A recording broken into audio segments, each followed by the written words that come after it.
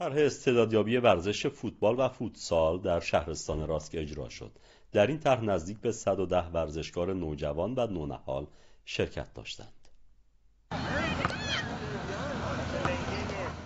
با هدف شناسایی استعدادهای فوتبالی و فوتسالی شهرستان راست در رده‌های نونهالان و نوجوانان از بازیکنان باشگاه‌ها و آکادمی‌های سطح این شهرستان توسط کارشناسان هیئت فوتبال استان تست فنی گرفته شد. ما حدود 12 تا تیم به صورت رسمی داریم که در سطح شهرستان راست بازی میکنن و همه روستاها در حوزه فوتبال فعال هستن و بازی میکنن. از سیستان شروع کردیم، حوزه سیستان با حوزه کنارک و زرآباد، حوزه سراوان بزرگ، شهرستان‌های مهرستان، گلشن، سیب و سوران و خود سراوان استعدادیابی 3 رده نونهالان، نوجوانان و جوانان انجام شده و همکنون در خدمت بچه‌های فوتبالیست هر 3 رده نونهالان، نوجوانان و جوانان